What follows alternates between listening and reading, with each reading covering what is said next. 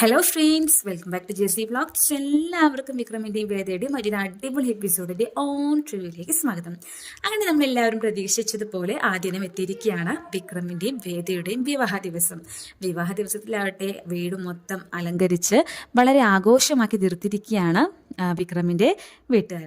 എല്ലാവരും വളരെയധികം സന്തോഷത്തിലാണ്. വിവാഹത്തിനായിട്ടുള്ള ഒരുക്കങ്ങളും അതുപോലെ തന്നെ വളരെയധികം ആഘോഷങ്ങളും ആടിയും പാടിയും വളരെ സന്തോഷത്തിൽ ആക്കിയിരിക്കുകയാണ് ആ ഒരു ദിവസം അവരെല്ലാവരും കൂടെ. പക്ഷേ ഈ ഒരു ടൈമിൽ നമ്മുടെ വിക്രമിനാവട്ടെ ഇതൊന്നും ഒട്ടും ദഹിക്കുന്നില്ല. താൻ ആകെ കലിപ്പിൽ നിൽക്കുകയാണ് കേട്ടോ.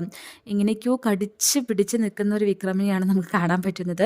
തനിക്ക് ഒട്ടും ഇഷ്ടമില്ലെന്ന് അറിഞ്ഞിട്ടും തൻ്റെ വീട്ടുകാർ എന്തിനാണ് നിർബന്ധിക്കുന്നത് ഇങ്ങനെ ഒരു ഫംഗ്ഷൻ നടത്തുന്നത്? മാത്രമല്ല തനിക്ക് ഒരിക്കലും തൻ്റെ ഭാര്യയായിട്ടോ അല്ലെങ്കിൽ അങ്ങനെ ഒരു പങ്കാളി വേണമെന്നോ ഒരിക്കൽ പോലും ആഗ്രഹിച്ചിട്ടില്ലാത്ത താൻ ഇപ്പോൾ എല്ലാവരുടെ മുമ്പിലും എല്ലാവർക്കും വേണ്ടിയും ഇങ്ങനെ ഒരു വേഷം കെട്ടി നിൽക്കേണ്ടി വരുന്നല്ലോ എന്നൊരവസ്ഥയിലാണ് വിക്രമം. പക്ഷേ വിക്രമിന് അത് ചെയ്തേ പറ്റുള്ളൂ. കാരണം ഇത്രയും ആളുകളെ വിളിച്ചു കൂട്ടിയിട്ടാണ് ഒരു പരിപാടി ആഘോഷിക്കുന്നത്.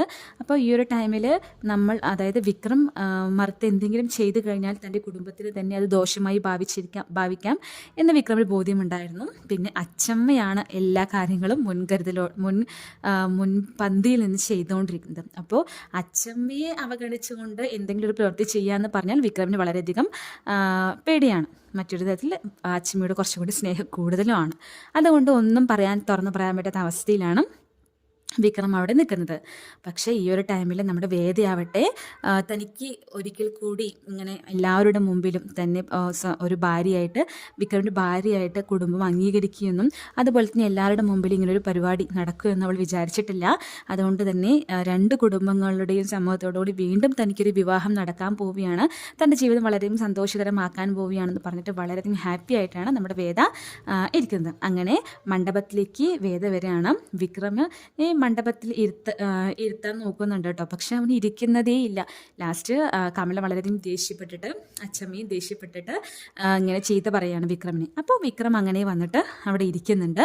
അപ്പോഴേക്കും നമ്മുടെ വേദ എത്താണ്. വേദ വളരെയധികം ഹാപ്പിയാണ്. വേദ അടുത്ത് വന്ന് ഇരുന്നിട്ട് ഇങ്ങനെ കളിയാക്കുന്ന പോലെ വിക്രമിനെ നോക്കുന്നൊക്കെ ഉണ്ട് കേട്ടോ. പക്ഷേ വിക്രമിന് അതൊന്നും പറ്റുന്നില്ല. വിക്രം എന്നിട്ട് ഇങ്ങനെ മിണ്ടാതെ തന്നെ ദേഷ്യത്തിൽ തന്നെ അവിടെ ഇരിക്കുകയാണ്.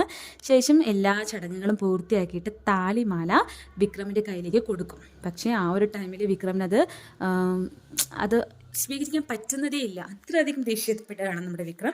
ശേഷം എനിക്കിത് പറ്റില്ല എന്ന് പറഞ്ഞിട്ട് ഞാൻ വിവാഹം കഴിക്കില്ല എന്ന് പറയുകയാണ് വിക്രം കേട്ടോ ആ ടൈമിൽ. അപ്പോൾ വന്നവരെല്ലാവരും ഇങ്ങനെ ഷോക്കായിട്ട് നിൽക്കുകയാണ്. എന്താ വിക്രം നീ പറയുന്നത്? എന്ത് കാര്യം നീ ചെയ്തുകൊണ്ടിരിക്കുന്നത്? ഇങ്ങനെ ഒരു പരിപാടി നടത്തുമ്പോൾ നോക്ക്, ആ കുട്ടിയുടെ മുഖം ആകെ മാറിപ്പോയി, അവൾ ആകെ സങ്കടത്തിലായി, നീ ഇങ്ങനെയൊക്കെ പറയുന്നത് ശരിയാണോ എന്നൊക്കെ ചോദിക്കുന്നുണ്ടോ ഒന്ന് രണ്ട് പേര്. പക്ഷെ അതൊന്നും നമ്മുടെ വിക്രം വില വയ്ക്കുന്നത് പോലും ഇല്ല കേട്ടോ. ശേഷം വിക്രം പറയുകയാണ് എനിക്കിതിന് പറ്റില്ല എന്ന് തന്നെ പറഞ്ഞ് ദേഷ്യപ്പെടുകയാണ്. അപ്പോൾ കമല വളരെ ദേഷ്യപ്പെട്ടിട്ട് ഇത് കയ്യിൽ പിടിക്കുമെന്ന് പറഞ്ഞിട്ട് ബലത്തിൽ കയ്യിൽ കൊണ്ട് താലിമാല കൊടുക്കുന്നുണ്ട്. പക്ഷേ വിക്രം ആ താലിമാല തട്ടിത്തെറിപ്പിക്കുകയാണ് കേട്ടോ. അപ്പോൾ എല്ലാവരും അങ്ങനെ തട്ടിത്തെറിച്ച് പോകുന്നത് നമ്മുടെ താലിമാല നോക്കിയിട്ട് ഇങ്ങനെ അന്തം വിട്ട് നിൽക്കുകയാണ്. പക്ഷേ ദൈവനിമിത്തം എന്ന് തന്നെ പറയാം. അവിടെ ദൈവം വീണ്ടും തീരുമാനിച്ചിരിക്കുകയാണ് വിക്രമിൻ്റെ കയ്യിൽ നിന്ന് തന്നെ വേദയ്ക്ക് വീണ്ടും മാല അണിയാനുള്ള യോഗമുണ്ടെന്ന്. ആ താലിമാല കറക്റ്റായിട്ട് വന്ന് വീഴുന്നത് നമ്മുടെ വേദയുടെ കഴുത്തിൽ തന്നെയാണ്. അത് കണ്ടിട്ട് എല്ലാവരും വളരെയധികം സന്തോഷിക്കുകയാണ്. വേദ വളരെയധികം ഷോക്കാവുകയാണ്.